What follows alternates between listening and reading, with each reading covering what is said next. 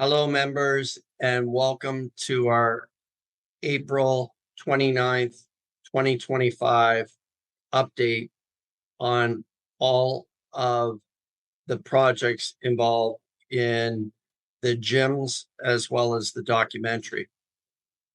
It has been a few months since our last update, and members, I think you will understand why there was a delay in the update since the last one that we did. I'm going to initially very quickly revisit a little bit of history, but I want to know by the end, I want you to know that by the end of this call, I think members will be in a much more confident position about all the work that has been done to lay the foundation going forward. Now, first of all, just talking a little bit about history. As you know, we lost our San Diego Crunch gyms during the COVID fallout, specifically due to back due rent demands.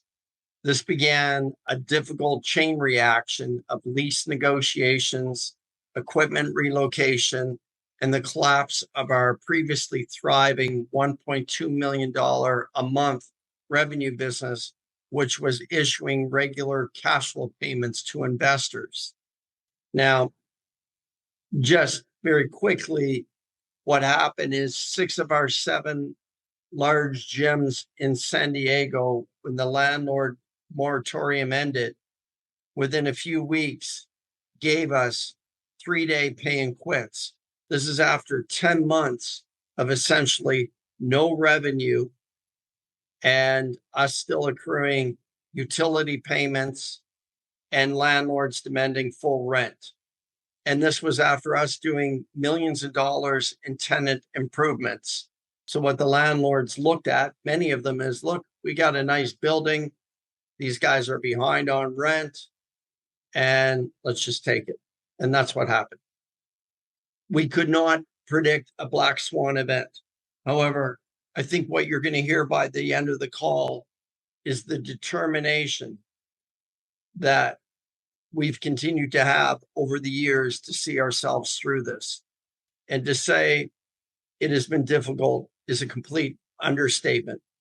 Now, I'm not going to play or create a blame game, but Governor Newsom COVID policies killed a profitable and growing company. And what was particularly hard to take at the time was the fact that many of the industries that were politically connected were all being bailed out for massive amounts of money. And of course, the gym industry, other than EIDL payments, received very little. Now, the good news is we are rebuilding from scratch, and today we will discuss the results we've had to date. And now members in the American gyms, the Mexican gyms, and the documentary are going to be looked after.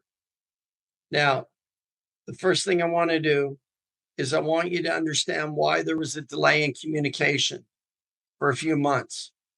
As you see Jeff on the screen, that's not the Jeff that existed a few months ago.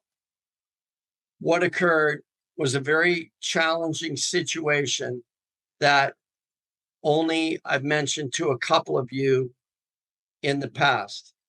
On Thanksgiving Day in November, Jeff had an extremely serious motorcycle accident.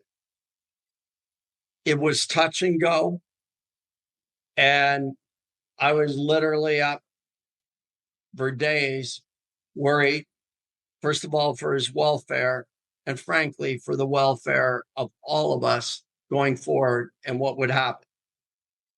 Now, I'm going to turn it over to Jeff at this point because I really want members to know why there was a delay in communication and what happened in the motorcycle accident and what happened to his body, but how we continue to work during these months to keep everything going and get to where we are today, which I'm going to explain. This is probably this is the most important investor update that we've done since the inception of the investment club. And it's going to be a long update because I want members to understand and know everything that's going on. So Jeff, let's start with your motorcycle accident. What happened? And just talk about the recovery process and everything that you went through so members really understand what was happening because of, as I said, our delay in communication. Got it. Yeah, I have a place where I go camp with my kids in Mexico, just south of the border. And I was down there for the week of Thanksgiving and then went to go for a ride home, back to the place, which is about a 15-minute drive. And it was getting dark, and I've been mainly a dirt bike with no lights on the bike. And I was held up with a friend that was trying to fix the bike at a different camp area. And then heading back, there's a straight shot dirt road that, since I've been going down, which has been over 5 years now, it's just a wide open dirt road. But they have a cattle gate, and it was getting a little dark. I'm getting old man eyes, unfortunately, and could not see a little bit, just looked hazy. And I came up on a road that normally is wide open, straight ahead, and hit a metal cattle gate, and basically got knocked out. All I remember is seeing it and then waking up on the ground. And then I'm not sure how long I was knocked out for. Got up and went to try to pick up the bike, and my back felt really insecure and unstable. Thank God for adrenaline because I was able to somehow get the bike back up, started, and then worked my way back to the place. Um, Weirdly and oddly enough, I have zero memory of even getting back. And the next thing I know, I was getting pulled off the bike because I was draped over it and it was idling. Um, so it was a pretty traumatic experience. I did not have any idea how bad it was at that point. I thought it might be some bruises and that. Thank God I had my riding gear on. I had actually full gear, helmet, chest guard, and everything. Thank God. But I tried to tough it out to not ruin Thanksgiving for everyone. And then look, there's a guy down there that's a former fire captain, chief EMT medical provider, and he came by to check on me and said that I probably have internal bleeding and needed the hospital right away. So they put me in a sea collar and loaded me up on a board and took me across the border to the US. And that's when it got real and I realized how bad it was. Um, I ended up with a fractured skull and I had some bleeding, and then 4 broken vertebrae, 4 broken ribs, and punctured lung, and multiple scratches and abrasions. So uh, they ended up needing to life flight me to a trauma unit. So I ended up on a helicopter ride. Thank God there was enough space in UCSD in San Diego, so I'd at least be closer to home and people. And so I ended up at the hospital there and spent a little close to about a week, I think 6, 7 days there just in recovery and getting back. My arms were paralyzed to the point where I could not even pick up a phone. I couldn't feed myself. Basically, everything was pretty much out of commission. And at that point, I had someone get a hold of Mike, let him know. I put him in contact with some of the major pressing issues we had. I explained what happened. I don't think he quite knew how bad it was. He's like, things good. And I'm like, no, it wasn't all that good. I was in a trauma unit for a long time. Um, it was roughly about a 2-month recovery.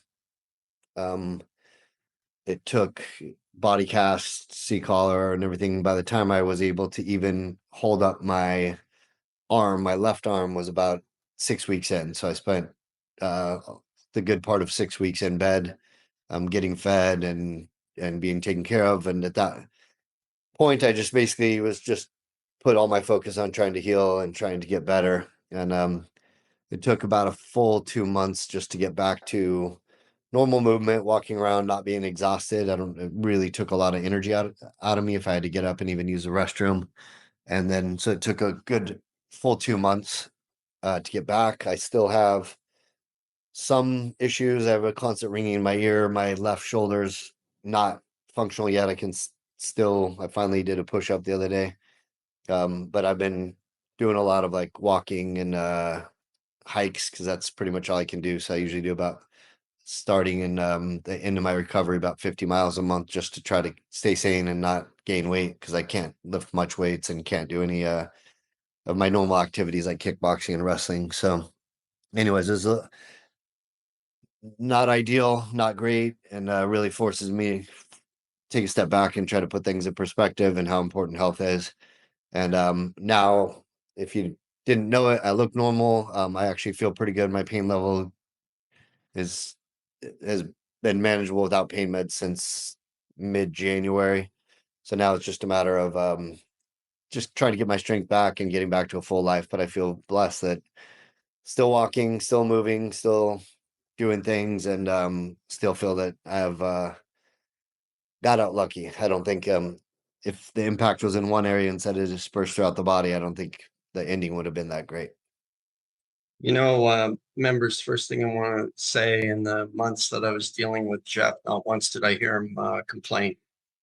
The guy's tolerance for pain was off the charts. He was taking, you know, the types of painkillers that they say you shouldn't take, but his pain was just that extreme. But he's got a strong will, and he was able to use them and not abuse them. And it was truly amazing because I would still talk to him, and he would literally have someone hold up the phone to his face. And members, you have to remember, Jeff comes from a background as a world-class athlete, professional MMA fighter. And to be from that to completely incapacitated is just something where I have nothing but admiration because of just the attitude he kept through the entire thing, despite the fact that it did not slow down the enclave of matters that we had to deal with that were challenging. And, you know, the one thing I always say, and I live by this, is you can have 500 problems, but if you have a health problem, you only have one problem. And that's so true to live by. Now, in addition to that physical traumatic experience that Jeff had, I also want members to know his personal sacrifice that was undertaken at the time during COVID when we tried to keep the gyms going. Again, 10 months of no revenue in gyms. And then when you reopen them, what happens is about 25% of your people never come or hardly ever come. So they never renew their membership. So right away, 25% of your revenue is gone. And what happened is Jeff, on behalf of the members, took out $1.5 million in EIDL loans during COVID to keep things going, which he put a personal guarantee on. And he also signed off, which we were able to get out of most of them successfully. But the landlord, personal covenants when we were taking on leasing. And what happened is right now we are in a situation where we have to continue to make the EIDL payments. And the landlord in Oceanside, despite having all the tenant improvements, still went after Jeff and successfully got a $400,000 judgment. And that was just, to add insult to injury. What Jeff did is Jeff lives in a beautiful home in San Diego. And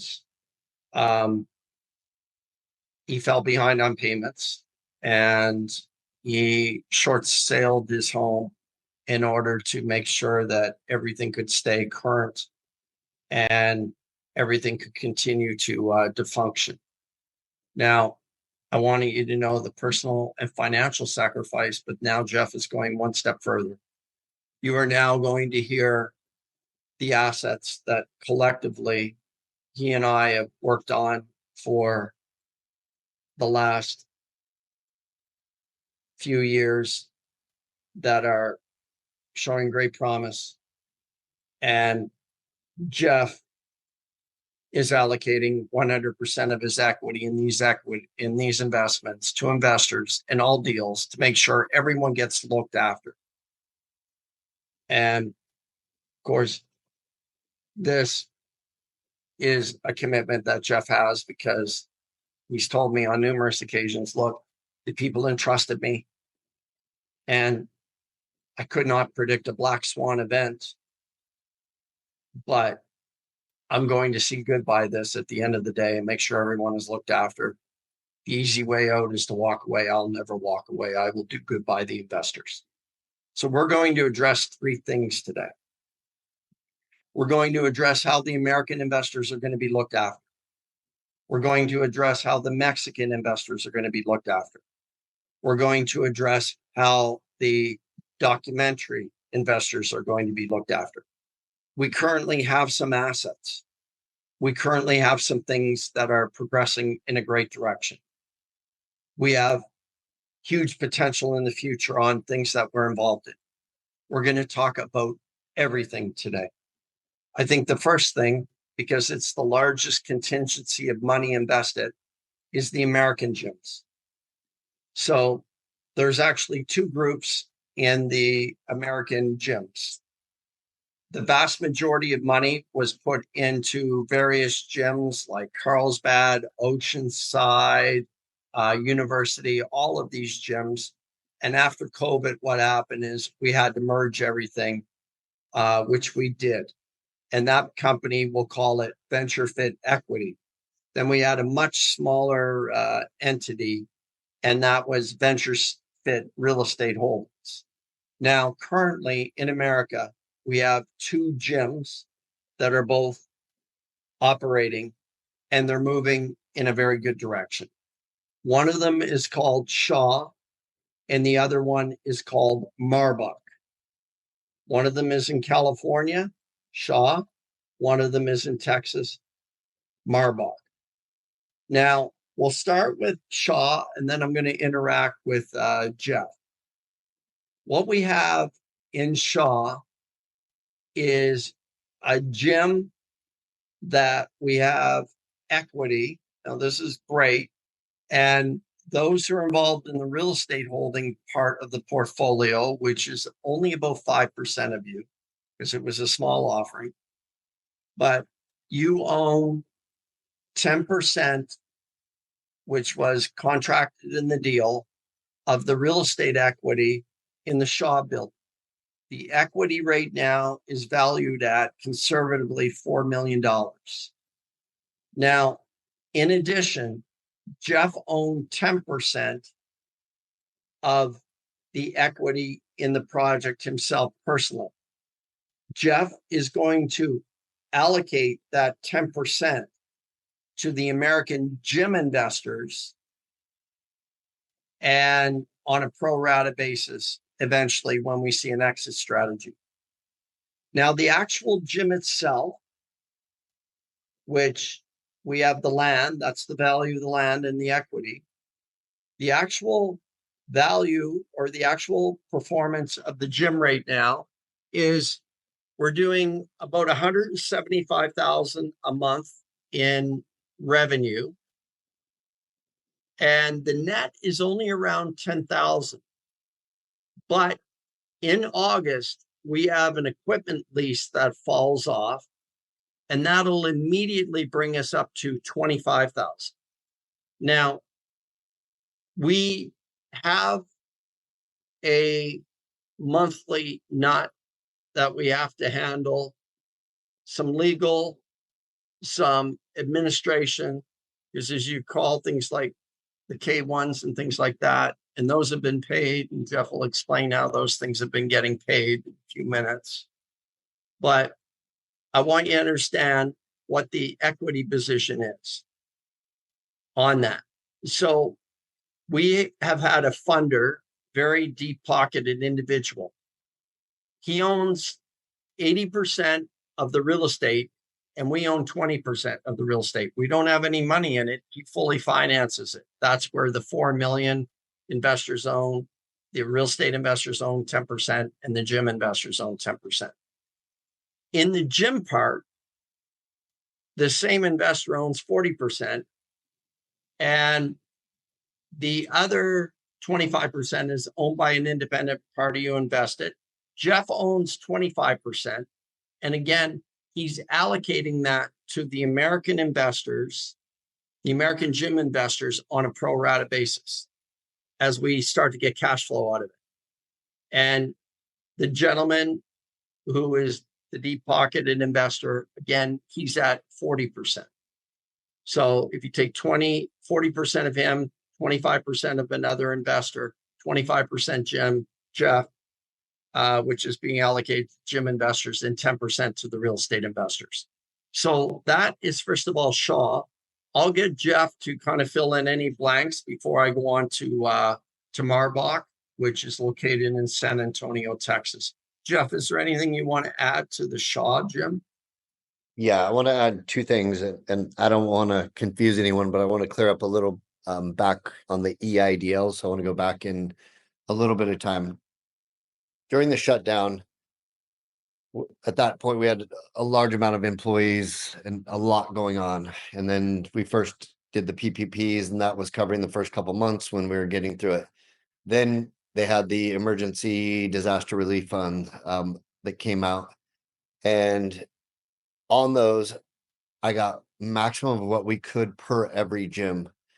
The totals came out to roughly 2.2 million that I signed for personally. So that's debt that I can never get away from. On that, we fell behind on payments because recovering, we didn't have the cash flow to even cover them. One of them defaulted to the Department of Treasury. And what happened is they basically attach any of my assets and anything I own. There's no getting away from it. And then the other was a landlord successfully sued me because they wanted back rent. A lot of them we were able to get out of or negotiate out of with payments or some different negotiations, but one had a $400,000 judgment against me. The reason is that unfortunately with those judgments, I had to sell my house. So something I worked very hard on for years. The debt of just that EIDL that defaulted and the 400,000 exceeded any of my equity. So I was forced to short sell it to pay those off. The current EIDLs are roughly 1.5 million that I still owe, not making payments on them right now.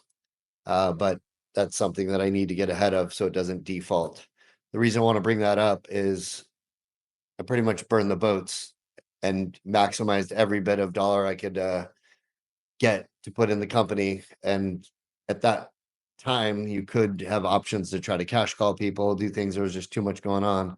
But I'm the one that's ended up with all the debt. None of the other partners are stuck with that. And I've got that for the rest of my life and or until it gets paid off. So I just want everyone to understand that that's probably a sacrifice I made without trying to explain it to everyone, trying to explain how much commitment I had, but it seems to get overshadowed and people think, oh, where's our money? And it's like, wait, if you look at the largest single investor, it's me on a loan basis for the IDLs. I had zero intent of it being this way, but I'm the one tied with that debt. So there's not a single individual that's put in more than me on a debt basis. And I just want you to know that I think that got overshadowed and I didn't explain it as well, but it feels a bunch of people haven't seen the commitment I made to it. So there's a full 2.2 million of commitment that lost my house with zero equity and anything. Anyways, I think that's important to touch on because I think it's important to know the level of commitment I put into it. Sorry, Jeff, keep going. Sorry. Okay, I'm going to shift gears back to where you were. Sorry to bring that up, but I think it's very important for people to understand. Important. Yeah. Switching over to Shaw, I'm going to talk a little bit more zoomed out. Mike already explained the numbers. But Shaw was a very, very successful gym prior to COVID. We own the real estate and we own the gym. Um, it was the strongest crunch gym of the year on pre-sale when we opened it, and it was doing very well. During COVID, we managed it a bit better because we were the landlord. So we were able to do outside gym and really move quick, where some of the landlords in San Diego were using it to leverage to get payments, which we didn't have. So we did get that gym through. Um, Currently, the reason we haven't been making money on it is not because it's a profitable gym, but we also accrued some of the back debt because what happened on the real estate is the main partner paid the mortgage all the way through, paid some of the other. He had some investors that he brings in the money to build it out, and then what happened is we had to forego any and all of our distributions, and that's for Venture Fit Holdings, myself, and anyone involved, because on the balance sheet there's a back rent due. So what we're currently doing right now is at the point where the gym's profitability is catching up on the back rent, and where come August and possibly even sooner now, then there'll start to be distributions, one from the gym and then two from the real estate. So to recap, the only reason it being profitable and the real estate being profitable with 4 million of equity hasn't spent off cash flows. We had the back due on the rent, and once that gets caught up, then the gym has distributions from the net profit as well as the real estate from having full rent now. So Mike went over the numbers, but that's a little more detail on the Shaw gym. Without getting into too much detail, one of the things I've done prior to my accident is wanted to kind of get back into the love of why I started this, and that's really be super hands-on in the gyms. And so I've been really committing since March 8th, really focusing on that gym because it's just such a great area, great location.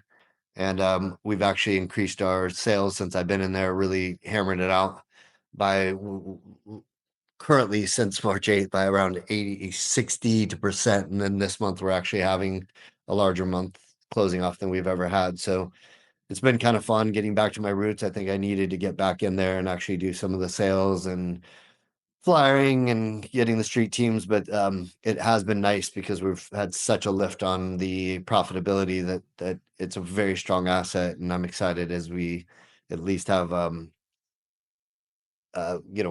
very good cash flow producing gym. Yeah, and Jeff, I appreciate. I think the members have a much better understanding of the commitment that you made to keep things going and work in the best interests of the members at a time when we were continuing just to stay afloat. COVID destroyed a lot of great companies, but government policy that was unnecessary. You know, when you have tobacco and alcohol shops open and you don't keep open a gym, it makes no sense to me. So we got to put that behind us. But I'm going to move. I'm going to move now to our other gym, which is also a good story for us and moving in a positive direction. It's our San Antonio gym called Marbach. On that gym, if we were to take the current mortgage and the current value of the gym, we'd have conservatively 2 million in equity. And again, the big investor who put all the money in, the landlord, the whole bit, he owns 80%. Of the remaining 20%, Venture Fit Holdings, which is the real estate company, owns 10%. But the other 10%, which is owned by Jeff, is being allocated and given to the American investors and on a pro rata basis. And again, that is, something that will happen eventually. And I want members to understand that we are still operating. We are still a business. What is our number one challenge right now? Cash flow. But we do have these things, and there has been no money taken out of the companies at all, like zero, in order to sustain these companies and keep going. But it has been a scramble on a personal basis for many, many months to get by. So I want members to know that. Now, the uh, the actual performance on the Marbach gym. Jeff, can you go through that right now? What the gym is doing in sales and what it's doing in monthly net, and what you see as coming up for it. Got it. With the San Antonio gym, the gym itself doesn't have a huge value as we had some surrounding competitors that are open 55,000 square foot large boxes, so it's the very competitive environment. And so the gym itself right now, it's the challenge is basically even break even. Since I've jumped in and got hands on in the second week in March, we've gone up in sales of around 30%. So we are on the right track. But the larger play is the real estate there. The building is good. There's we're not the only tenant. There's a blood plasma center, a T-Mobile, a dentist, and there's some other tenants. So long-term play, it's a good asset as far as the real estate goes.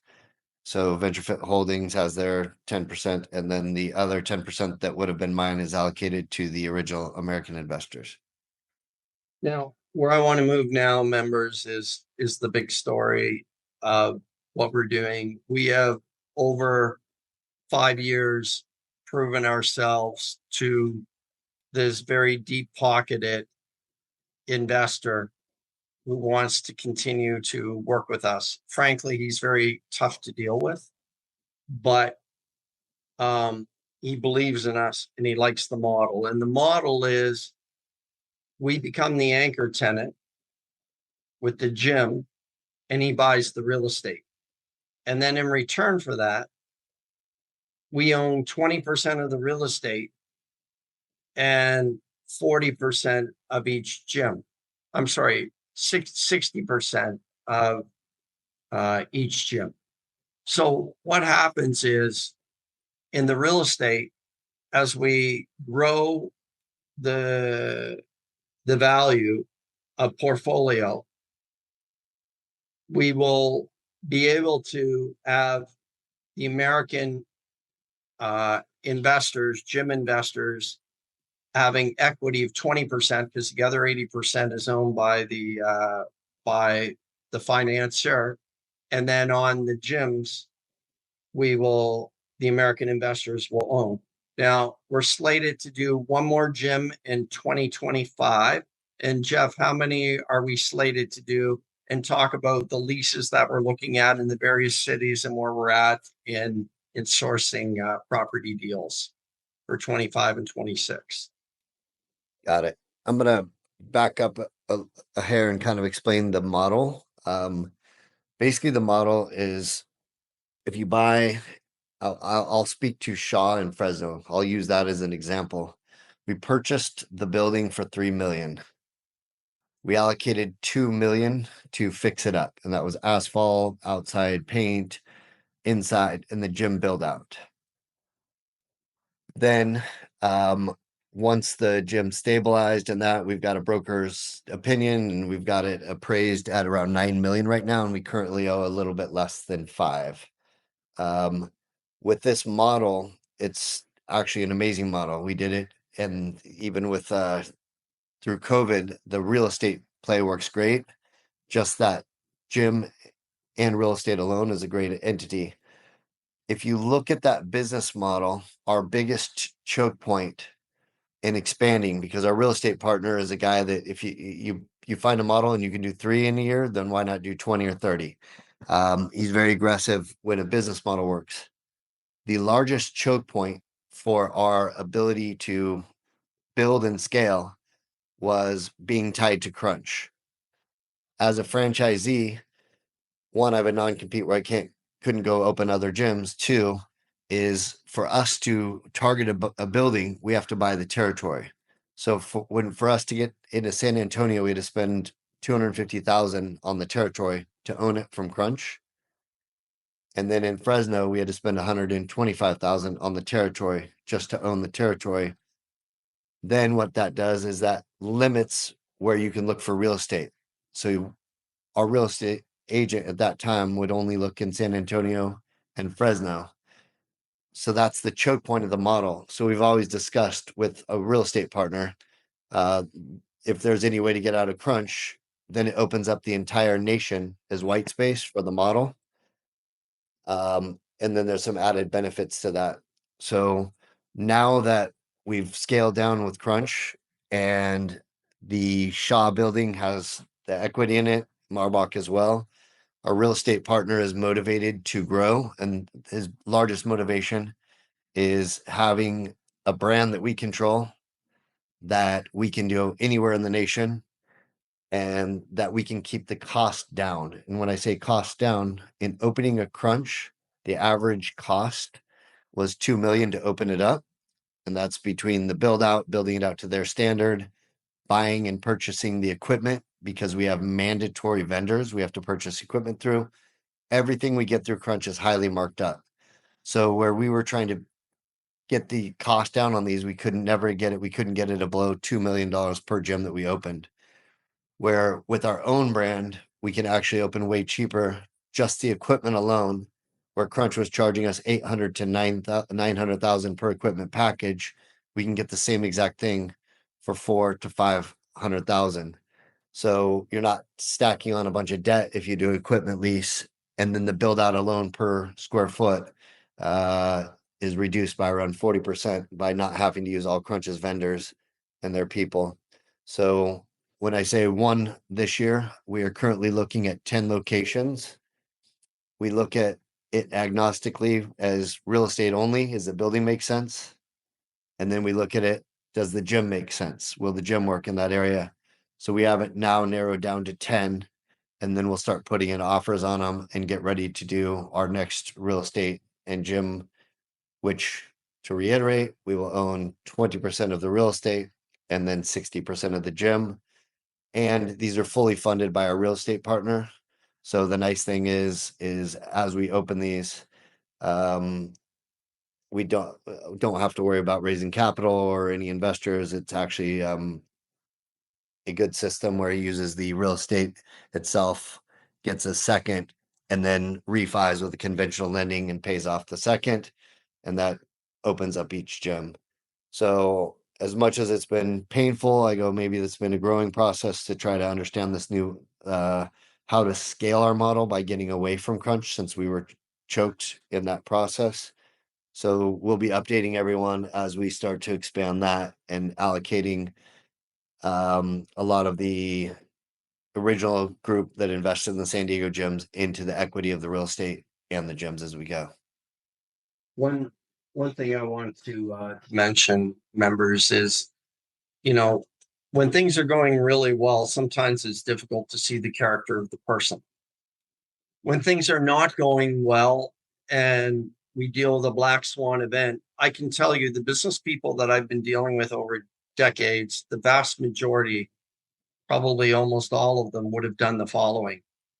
They would have said, oh, well, COVID killed the business.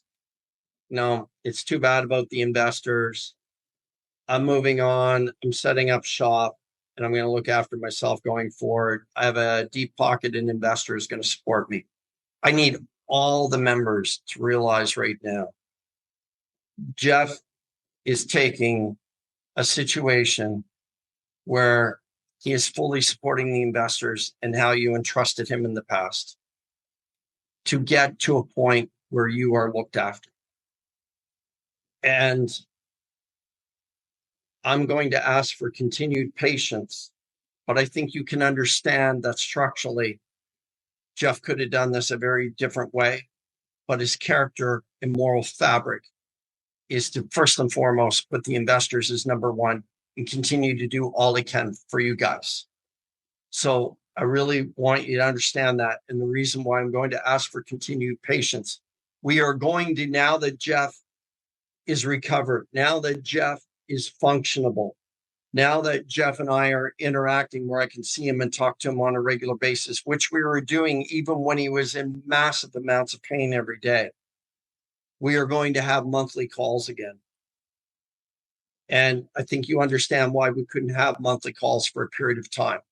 But we are going to continue to update you guys. Now we're going to move on to how we are looking after the Mexican investors and an update there. First of all, I want to start with a real positive.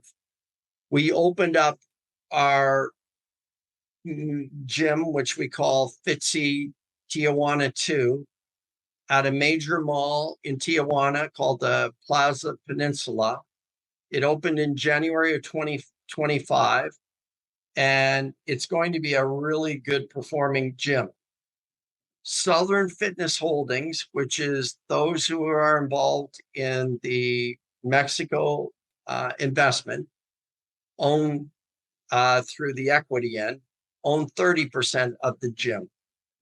And the other 70% is owned by the big company called Fitzy, which we will talk about that a little bit later. But Southern Fitness Holdings owns 30% of the gym. I also want to let members know on this call at the end, we're going to address the documentary. So I want you to stick around for everything. Now, Jeff, I'm going to turn it over to Jeff because I need the members to know what we went through, Jeff, as well as myself, in order to get this gym opened and eventually get to the point where we own 30%. And it was only at the end that the Fitzy came in and funded additional monies to get it open.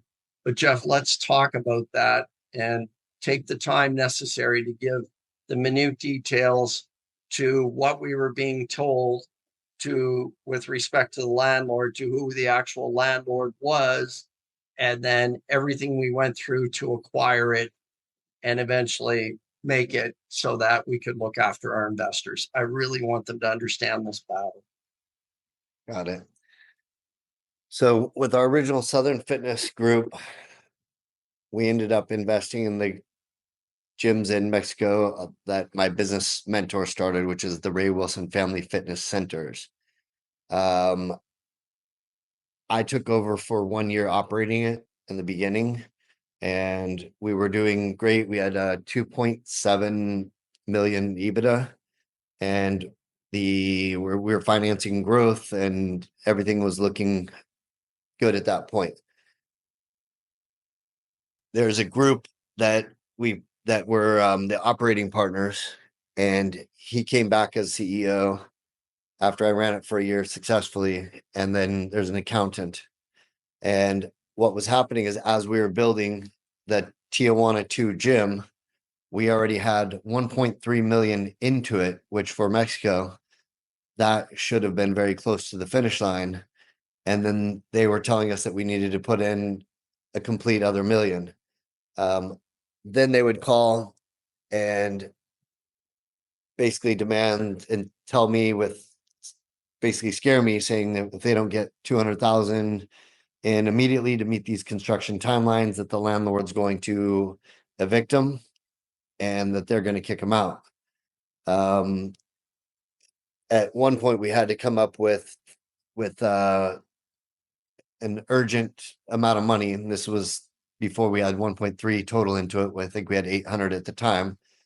And even Mike himself came in with money literally that he didn't want to or didn't have as extra to save the project. It was basically to keep the construction going because we were under constant threat of this landlord evicting us. I constantly pushed to meet up with the landlord.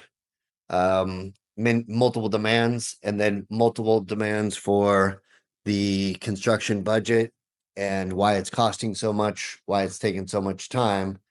And we were always met with urgencies to throw in more money because of the landlord.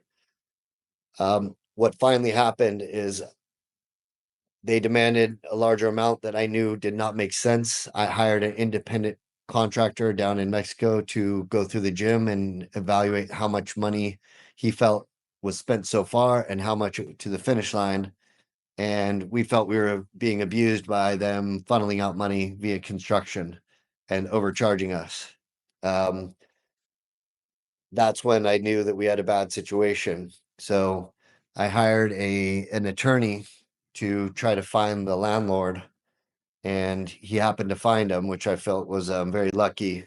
And I was told for over a year from their group that it was a large Mexico City group, and I won't be received well. One, because I'm US. Two is it's a big board and we have to set up a meeting. There was always reasons why I couldn't meet with this group. Keep in mind, it was believable. The Center Plaza Peninsula is a multi-billion-dollar project. It's not a small mall. It's 3 stories, has Cinépolis, bowling alleys, Liverpool, which like is a Nordstrom. So it is a very big project. So I did believe him that it's some large Mexico City group. Um, anyways, in hiring an attorney, I found and got a meeting set up with their true landlord. And when I sat with him, he had the same concerns. He said he's been telling the other group that they wanted to meet with me, and they were stonewalling him and stonewalling me as well. After that, I went through some legal meetings where we had to call what in Mexico is called an extraordinary assembly, where with the to call meetings down there, they're very formalized. You have to publish it in a newspaper, you have to send the agenda, and then you wait a month, and then you vote on those items, and they become into your operating agreement, your bylaws. With an extraordinary assembly, it's if you hold 75% of the shareholders in one room at one time, you can call it right there. You don't need to publicize it. You don't need to send out the agenda. So the other investors, as well as us, have not been receiving any information, any financials. So they signed their power of attorney over to me. And what I did is I went in a meeting with them not knowing that I was calling an extraordinary assembly. And I called an extraordinary assembly. I brought a notary from the city. I had 2 attorneys there with me. And what we did is I called an extraordinary assembly because we had over 75% of the vote. And then what happened is they said I can't do it. And I pulled out the powers of attorneys from the other smaller investors, which gave us enough percentage to do it. So in that meeting, they got frustrated and walked out, which walking out actually gives them a non-vote legally in Mexico. So it's not like the meeting disappears. It was already legally called. I went with the target to accomplish 3 main things. One is to take over the Tijuana 2 location, get it legally in my name so I can work with the landlord and complete the project. 2 was to take over 2 of the other gyms that were their highest cash flow, that with the other investors and our 30%, we ended up with over 51%. Those 2 gyms are Tijuana 1 and Mexicali. With a lot of details on bodyguards and problems and me being a little out of water down in Mexico, I accomplished the Tijuana 2. We did get possession. There was a lot more details to it because it took a lot of time, and the legal system down there moves very, very slow. Luckily, the landlord of the large Plaza Peninsula has become a friend of mine. He's a very good guy and really kind of worked with us and even his attorneys to help with us to get the building and the lease over to our name. So we successfully did that.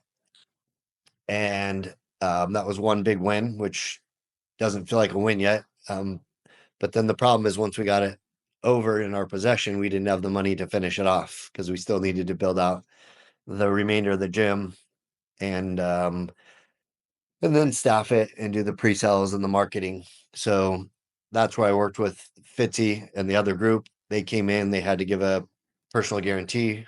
They had to come up with the money to finish the gym, and they have to continue to build out phase 2, which is the swimming pool on the other side. We did open January this year. We are averaging around 400 to 500 members a month, which is very strong in Mexico because our average dollar is $37 per person. And it's on track right now to be our most successful Mexico gym. And so that was one big win that we had. That's kind of hard to explain, a lot of moving parts, but that definitely protected the Southern Fitness Holdings investors and their stake in it.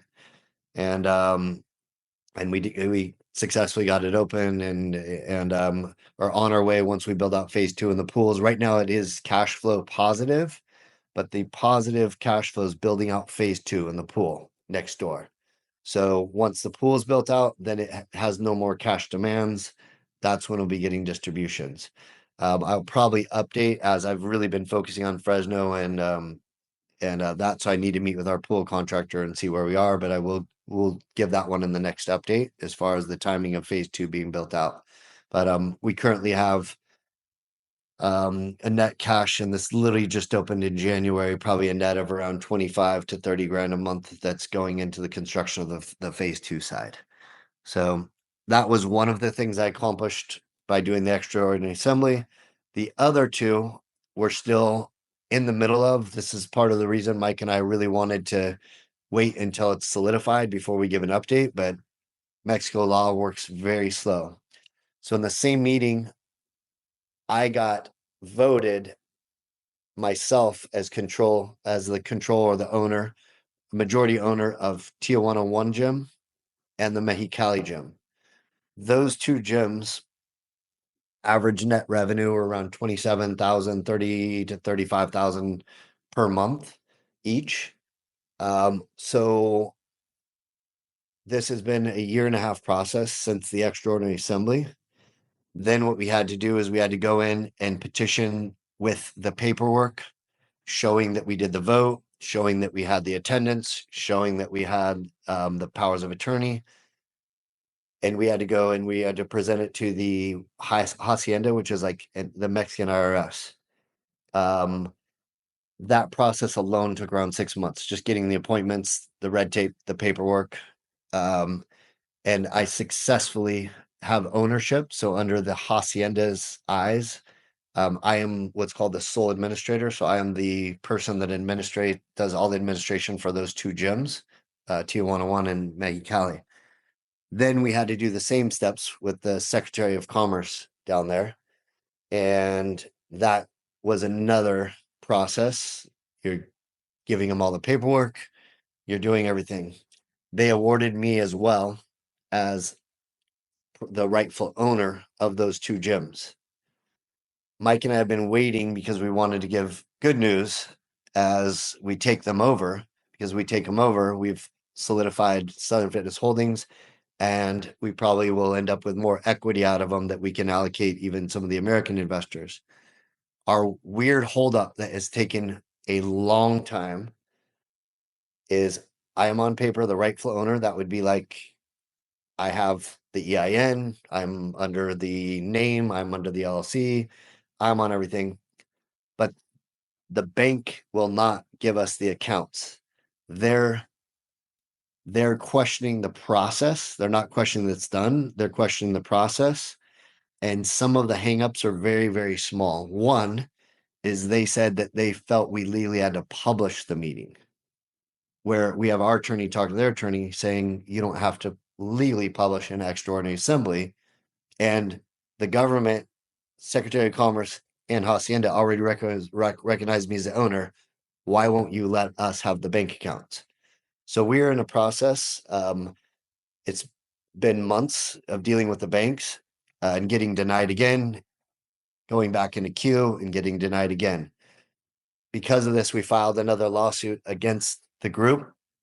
That lawsuit is basically showing that they have not given us the financials and anything for the last 3 years, and that I'm the legal owner, and then that it gives them a period to contest it, and they have to contest of why they are the rightful owner, which they won't be able to.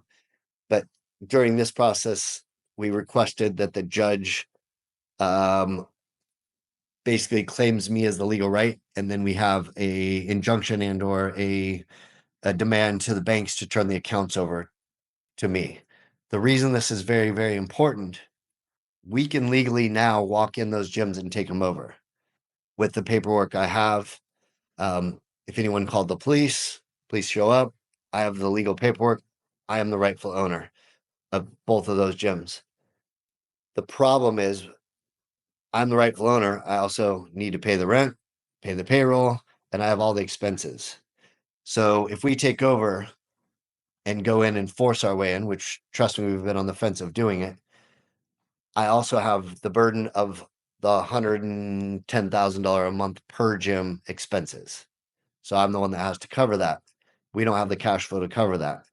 So it's kind of a weird situation because I have enough legal paperwork and this is vetted by multiple attorneys that I can walk into the gym and take over full ownership, send notice to the landlord, send notice to the power and electric and the payroll companies that I can take it fully over now, but they hold the bank account. So what would happen is we'd end up, I don't know, not being able, I would not be able to keep up with the payroll, not be able to keep up with the rents, and it puts it at too much risk. And then we might lose the entire thing. Um, right now, we are currently in what we feel is the last step. But when I say Mexico last step, there's sometimes it means two more steps, but this has been a year and a half to the point where if the judge awards and demands the bank accounts to be turned over to me, we will be taking over those two assets the following day. I already have a process, a team ready and implemented, ready to go. But we've been waiting and waiting and waiting. And it's just the mechanics of I cannot take those over, have the burden of the expenses with, and them have the all the revenue. With that, we know we'd eventually win. They would end up getting in trouble. They legally right now don't even have the right to move the money because I'm the sole administrator. So we know we're winning and we won our lawsuits against them, every one of them to this point, but it just takes a massive amount of time. So each process in Mexico. So we'll update you on it, hopefully with good news that we've taken those two gyms over because they're very successful and that would free up cash flow and equity for us to further take care of Southern Fitness Holding and the American Investment Group. Now, a few things, members, I do want to bring to your attention. Very conservatively, we're probably talking many hundreds of hours of work and trips and just things that had to get done in order to get to this step. Even on the day of the extraordinary meeting where Jeff went, what occurred on that day is they wanted to make sure Jeff wasn't going to go there with the notary. So what ended up occurring is they had two armed guards at the door to make sure only Jeff would go inside. And Jeff showed up. We talked about it on the spot. And what happened is he got a government bodyguard, which has full ability to use force in order to go to the meeting. So I won't go into a great deal of detail other than to tell you we got to the meeting and made it happen. But these guys who came in, when we initially worked with them, they were great. Their names are Alessandro Cota and Jeff Harmon. And there is currently a lawsuit launched against Jeff Harmon in the United States that talks about all his fraudulent activities that he's done to essentially abscond with money. And look, these aren't simply lawsuits. These are things that I'm confident we're going to get results and look after the investors. But these guys own a position. And because we were in America and they were in Mexico, we had them operate. And there was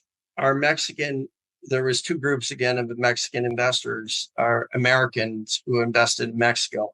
There was the equity group and those who put in loan capital. And there was regular payments or some payments that were getting made on the loan capital. And then what happened is these guys just stopped. They didn't make any more payments. And when they didn't make any more payments, there's nothing we could do. And I want you to know, because I'm going to bring your attention to a few things.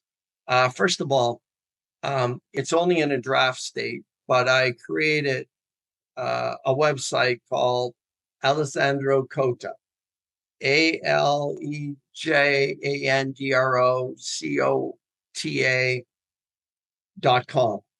And it basically shows the minute he took over and he had money from the gyms, he opened coffee shops and bought a personalized house for himself. I mean, that's just the blatancy of the fraud that they committed. But it's okay. We got it all paper trailed and they will pay a price and we will be relentless. And as you can see, we persevere and we're going to see our way through this. Now, One, oh, I wanted to add a layer to that. And with this, we don't even have currently with them cash flowing entities because they cut off any and all distributions and or loan payments. And the legal down there, as much as it's cheaper, is painful because we've multiple times we've had 1, 2, 3 attorneys. So in doing all this, there's been multiple times where I've had to reach out to Mike where I don't even have the money, one, to travel, two, to cover the legal cost to keep this thing going. It's one of these things where if we don't keep the pressure on in Mexico, you don't keep those attorneys paid, they shut off immediately. They will not, they hold documents hostage, they hold everything hostage to get their pay. And one thing I want to stress is, especially during the accident and even during these hard times in the last year and a half of them cutting off any and all distributions and or payments that they're legally obligated to pay. Mike has stepped up multiple times and many occasions to keep things moving. It's been painful, but I just want to know how much credit and respect I have that he's been stepping up and digging into his own pocket to even keep these things going. Because if we don't keep the pressure on them down there, nothing happens. They'll get away with it. We have to. These lawsuits are relentless down there. The attorneys down there, you have to push daily to get a result. You do not just give them a task. They're just a different breed. You have to be on them daily. And so I do have a huge level of appreciation for what Mike has done to step up this last couple of years. It's been amazing. thanks, Jeff. And members, I know that when there's not communication for a few months, there's conjecture. But I just need you guys to know that we're doing all we possibly can. And I'm confident at the end of the day, we're going to see this through. And as time goes by, we're going to create a very successful entity. Here's one great example that I want to give you. We didn't have a relationship with the other minority shareholders that were involved in Ray Wilson Family Fitness. They had the relationship with Jeff Harmon and Alex Cota. Well, what happened? Once we contacted them and we started interacting, and they were able to verify, and these are some pretty sophisticated guys, they actually came to our side and gave us the votes. And all Harmon and Coda needed to do was to convince one other on the 75%, one other of these people not to support us, and we wouldn't have been able to do it. Every single investor supported us because these guys were corrupt and they stole money. Not only will this be civil, I'm very confident these guys will go to prison. And we're going to see it all the way through because they stole our assets. We trusted them. We worked with them. We could not have foreseen a situation where in the end, they saw the profits come in and they just cut out all reporting, all interest payments, and then just started buying things for themselves. Don't worry, members. We're on this every day. We're on, we're scaling with very little money, but we keep pushing and pushing and pushing. The other thing I want you to know is I have some great relationships with certain people. I've been able to get some pro bono work from a very close lawyer friend of mine, and that's been very, very helpful. And we actually got out a demand letter to ABC, which is the company that makes the deposits to Cota and Harmon, and basically demand that they stop because we are the rightful owners. And if they don't, we will get a court injunction and we will hold them liable for retroactively all payments that have been given to them. And this is at a time where we provided much legal documents showing that we are the rightful owners. So we've done that.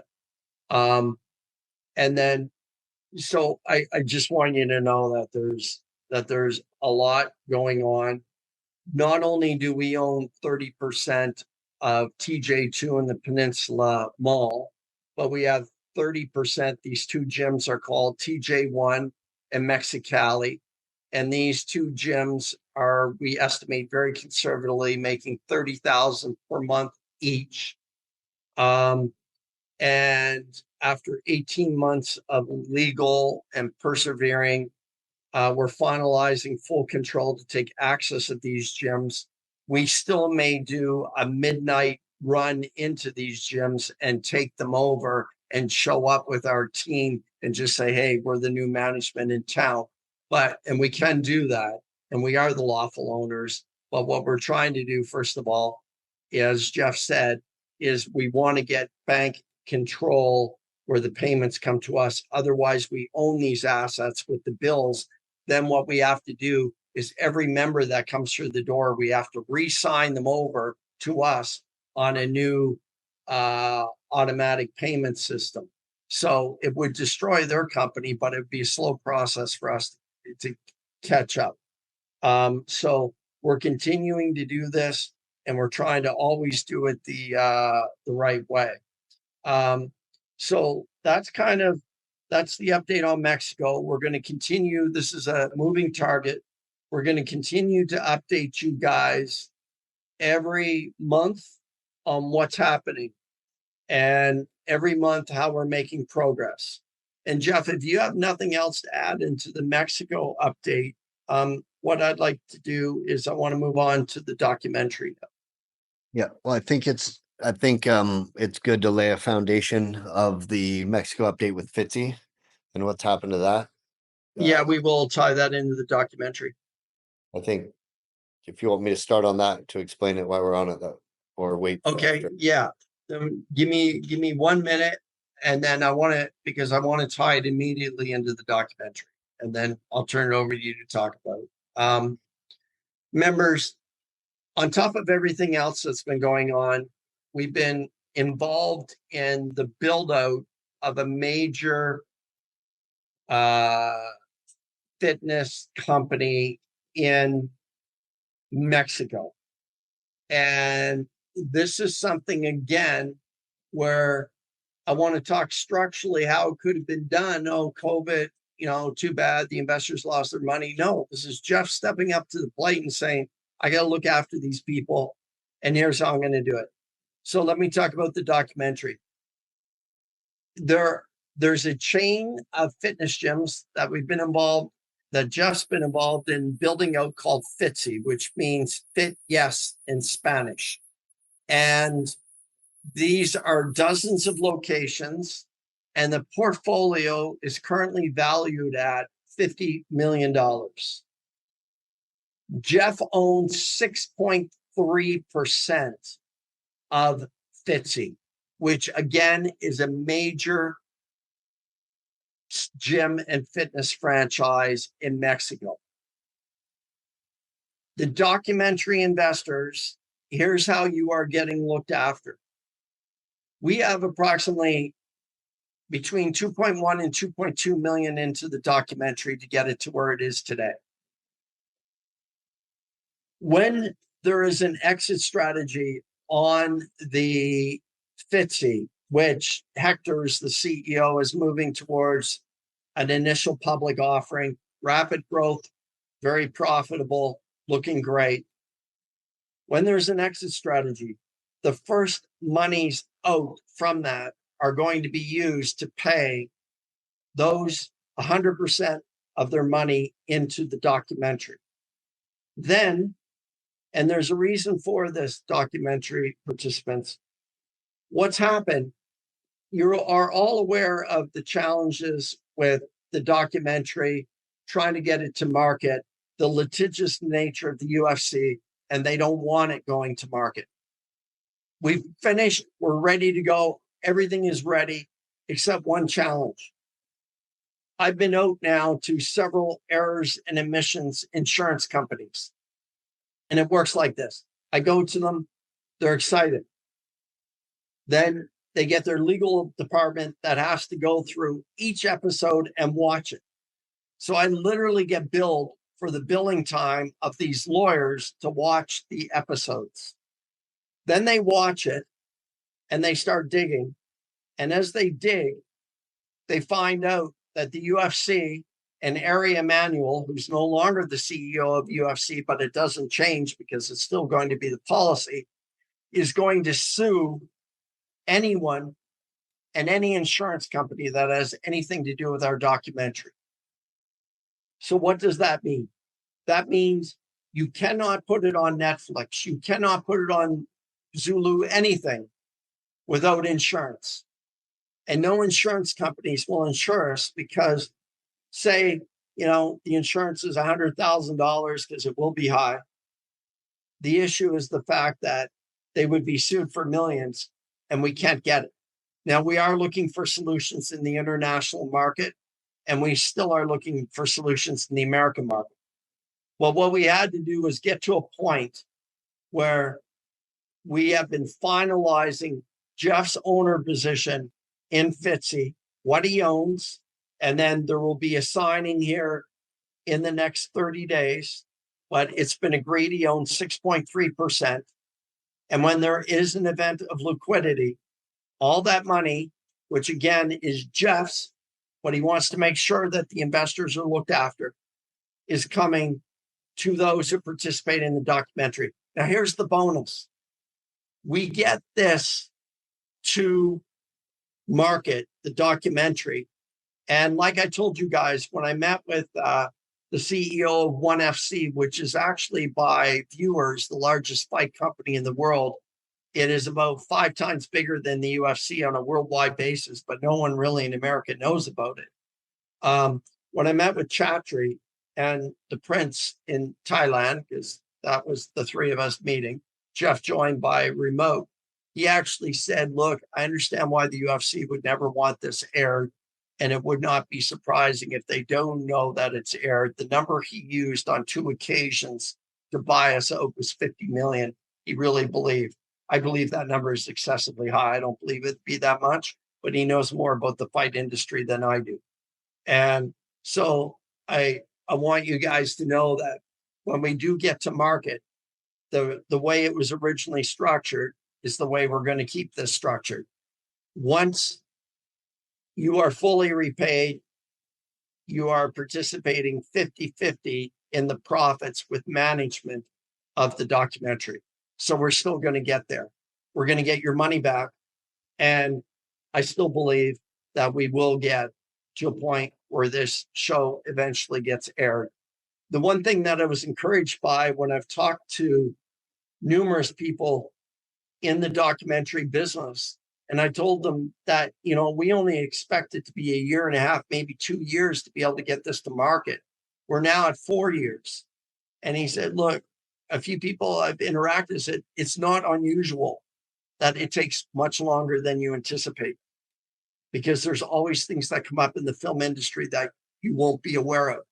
And so the last hurdle we're at is the errors and omissions insurance. And I'm going to turn it over to Jeff right now to talk about Fitzy, how many gyms, the locations, its exponential growth, his ownership stake, and to reconfirm that the documentary investors are going to be looked after. And once again, and I'm going to say it, and I've said it twice, it's now the 3rd time, Jeff could have structured things much differently and been okay. But his moral fabric is about looking after the investors. Go ahead, Jeff, over to you.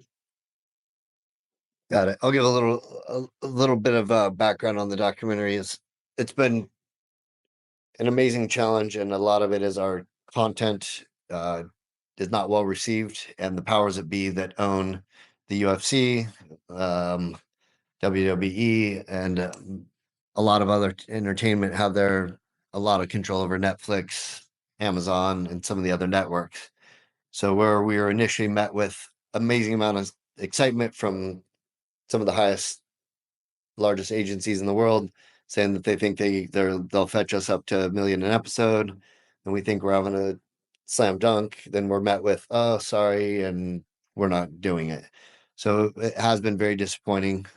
Now we're at a point where we're literally ready to launch it minus E&O insurance. So it's been very frustrating as far as that goes. But that was one thing that we've discovered when we even brought on other consultants and other people in the industry, is they say it's very normal that it takes 5 to 8 years to even launch a project by the time you get it out. So, um, because of the timelines, the missed timelines, and the missed promises on our end, Mike and I discussed the best way to deal with it is to take one of the most secure assets, secure the money of the documentary with that, and they can focus on that. Then they know they're made whole.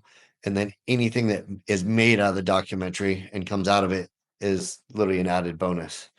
To me, I just don't want the stress. This has been trying with everything going on and all that. And I want to make sure that everyone's made whole. And I want to get my brain fresh and clear and ready to expand in the US. Now I want to explain the Fitzy gyms. And so what happened was we initially invested in the Ray Wilson Family Fitness Centers with our group. And then a friend of mine that he owned part of one of our gyms in San Diego years ago. When he was in his 20s, he started a company called Sports World in Mexico. It got up to as high as a $1.5 billion market cap. First public fitness company down there, 57 locations. And he cashed out to where he was a minority owner, 10% owner when he was in his late 20s, to the tune of around 14 million that he got out when they first went public. He saw, and him and I were talking when I was first running the Ray Wilson gyms, and he's more on the chair of Sports World and the group that he started. And during COVID, they were afraid to do anything. So they shut down their gyms. They had zero expansion plans. I was sharing some of the success and the financials we had with Ray Wilson with him. And he got very excited because he felt that with COVID in Mexico, they had no relief packages. And you're going to get massive gyms that even have $5 million build outs into them that are going to get evicted. And he felt he has a relationship with the landlords to start signing leases. So where normally you'd be spending 5 million to build it out, you could open it for more of a rebranding and even as low as 800,000, $1 million a gym. So my initial goal was to work with him, get him started on the first gym. And then if that brand starts to take off, we're going to merge the Ray Wilson brand with the Fitzy brand and then rebrand the Ray Wilsons into Fitzy, which would have benefited. Hector, who's the main CEO of Fitzy, and the other guy, Jeff Harmon, we were talking about, did not get along as much as I tried to get the merger done. They had ego issues and control issues, and I couldn't make it happen. I tried very hard. Since then, what happened, if you look at the launch of Fitzy, I got a $1.8 million, I actually got a $10 million line of credit out of a group in the US to start financing the Fitzy gyms. So the first Fitzy gym we pulled 1.8 million out of that 10 million line of credit. And we got the first one open, which was in Putumayo in Mexico City. That gym was a large success. And so we used the profits of that gym, opened up the second one, which was Condesa in Mexico City, then the third, and then the fourth. I told Hector that I wanted to slow down and not do any expansion because being cash poor right now, I needed the distributions. The first Fitzy gym we did is net profiting around 700 a year, and I wanted the distributions. But Hector's kind of an extreme all or nothing guy. He's done it once before, so he continued to expand. So he took off and started signing more leases and more leases. I didn't agree with this, and even contractually, he didn't have the full right, but he did it. So what's happened is instead of getting any of the distributions on the initial gyms that I put that line of credit or the debt that I signed for into it, they've been using all the profits to expand. So one, it's been painful because I haven't received any distributions, but in a weird way, I have to be his cheerleader now. Hector, in a short period of time, in literally you're talking 4 years total, which is amazing. is already up to 17. Actually, there's 18 open gyms, and then another one they just put in pre-sale, and then moving more. He's aligned with some very large finance partners. So what happened was I had a larger percentage of the first company, and he went on and did the second. I told him it was unfair, and I got him started. He couldn't have done the remaining gyms without me, and me putting in the first the initial debt to get it started. So we've agreed that I get across the board ownership of all the Fitzy gyms currently open and any in the future that they're opening. The percentages sound small, 6.3, but to add a little bit of light to the subject, last year they did north of 25 million of revenue. This year they're on track to do 35 million, probably well exceed it.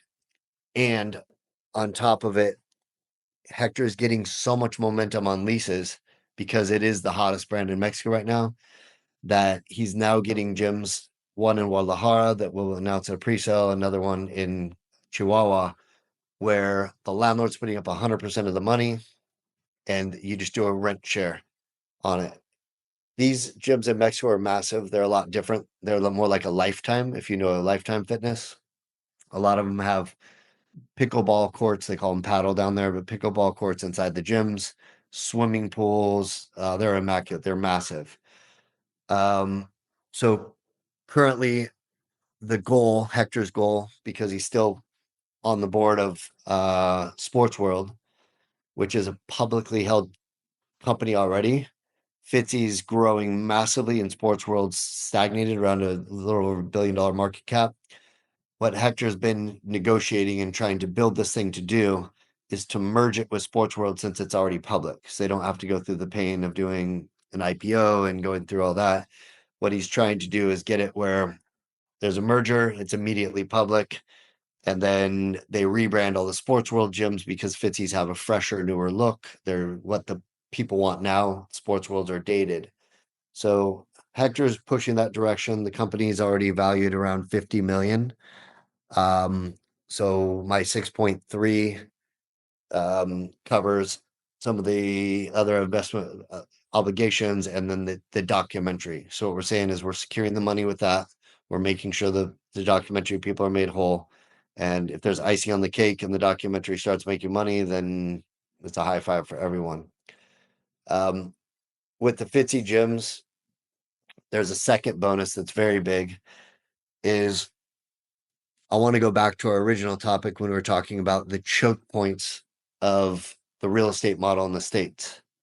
The biggest choke points were we can only buy where we have a crunch territory, and most of the nation's already sold out. So we basically can't buy buildings and run our model. We know the business model of buying the building and running the gym inside of it or having a tenant in tow that's an anchor tenant is great. It's proven itself out to be great with the Shaw building. Um, it's proven itself out to be with the Marbach building. So what's really driven me and part of the reason I've talked to Mike and say I just want to make sure all our investors are taken care of so I can get the positive energy and positive momentum to move on to the next stage. And what the goal is now is take the Fitzy brand, bring it to the US.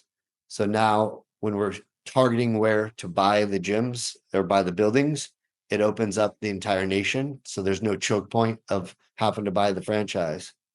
The other thing is we can run it leaner. So our total operations cost target per gym is 100,000, whereas a crunch will run as much as 140 because you have to run all the group X and you have to run all their plays.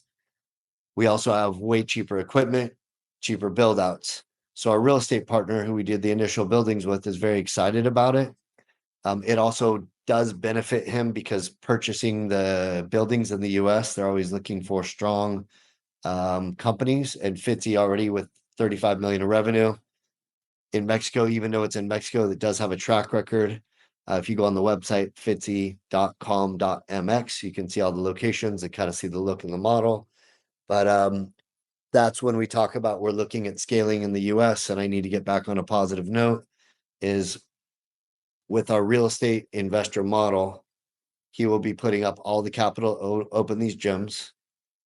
I will own 20% of the real estate, 60% of the gym, and each one we open will be allocating that to our American investors and making sure everyone's made whole. That's been the main goal. We already have our 2 realtors, and we have our broker that got the first buildings for us looking, and we're really flushing out our feasibility where we buy data from different companies to make sure that the gym's going to work. But the beauty is we can open these up for literally almost about 60% of the cost of Crunch was opening. And then where the crunches take it, it's close to 8% of the gross revenue, where it's a 5.5 royalty plus the marketing fund and all that. So a gym that if you're doing just like with our Shaw and Marbach gym, we're doing well over 300 something, roughly around $300,000 a month. They're taking out 8% of the 300 gross revenue. So we don't have to pay the royalty. Our equipment's cheaper. The build outs are cheaper. And obviously keeping my mind open, we want to build it very, very strong. If the gyms are successful, it open up the door for us franchising, and there's lots. But to me, I don't want to try to run before we can walk. The first goal is to open one, get it running cash flow positive in a great area. And that's where we're looking right now. So we'll be updating as we go because we're trying to lock down a new location for it. And we'll be updating with that and as we go. And giving monthly updates now that I'm back out of the horrible accident. Right. Couple things, members. The first thing is of course, what happened in COVID in the United States is horrible, but it's kind of interesting, almost ironic, because of what happened in Mexico with COVID. Through Fitzy, we've actually been able to take over gyms that were in the same position we were in the United States with all these tenant improvements, but they just didn't have ability to keep going when they were shut down with no revenue. So it's kind of interesting how we were able to pivot on that. And secondly, I want to tell all the members that I do have confidence we're going to be getting to a point where we build a company that's thriving and all the investors who are involved get looked after. And I think what this call, which went much longer than any other call we've ever done, has shown what we've been doing for the last several months to look after the investors, that we haven't abandoned, we haven't done anything except focus on trying to get to a point where we get strong, we have incoming cash flow, and the investors are looked after. And then getting to a point in the future where we can start holding meetings again, and getting to a point where we get to distributions, getting to a point where Fitzy eventually goes public and there's a large payouts for all those in the documentary, et cetera, getting to the point where the documentary finally gets launched and we solve the insurance issue. And these gyms will give you the ones that we have existing that are going. We'll continue to give you updates. We'll let you know how we're doing at TJ1 and Mexicali on a takeover. There are so many things going on, so many things. And I will tell you, members, I work pretty much because of on the West Coast, the 14-hour time difference, I'm 14 hours ahead. I work literally from about, Jeff normally gets calls from me between 2 a.m. and 5 a.m. because that's the best times to call America. And then, of course, I have my work overseas that I still do on our other projects. So I did want to let you guys know that. And, the only way this has been possible is my trust in Jeff. Jeff and I go through some heated discussions. Jeff and I go through, times where, frankly, we're beat up, but we keep going. And we go through times where, we get the odd positive break. Like last week, we found out that sales for Shaw were the best that they've ever been in a 1 week period. And so We just constantly believe with our heads down and we keep pushing and pushing and pushing and relentless and never going away.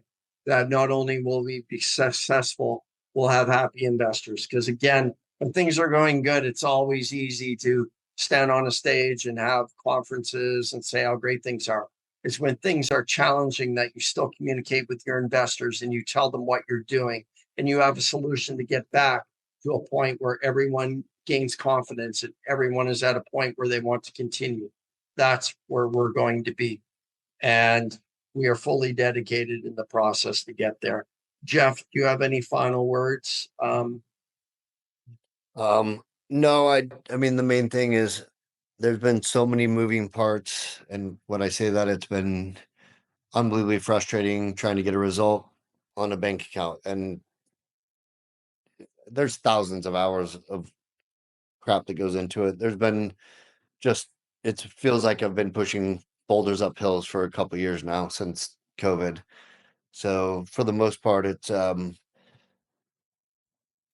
just been very difficult to communicate clearly because a lot of times we're in a holding pattern of waiting to make sure that we get, do we tell them that we were getting these gems or do we wait for the bank, get the bank accounts and take them over?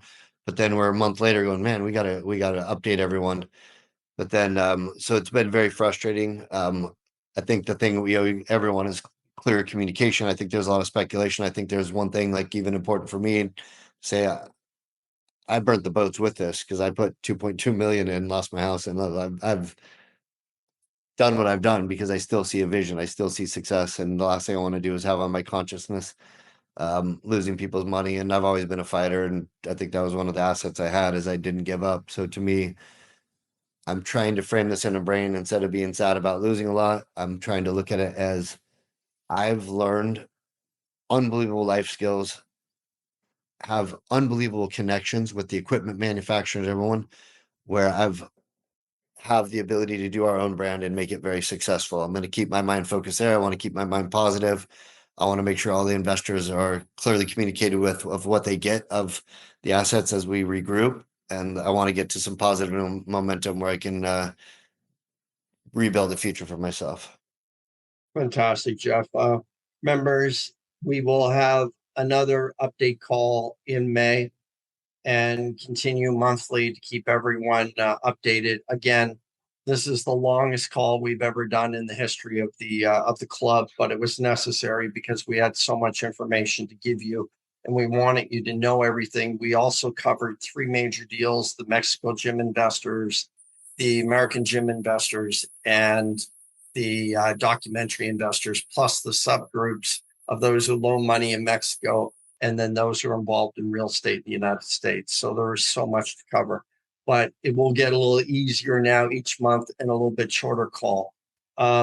With that, we'll sign out for the evening on Jeff's end. Jeff, I think it's pretty late there. It's like 11 p.m. So we'll sign out. And members, very appreciative again for your support and many of you kind words. And I'll look forward to continue to get progress and results for everyone. Good evening and have a good one, and talk to you guys in May. Great. Thank you.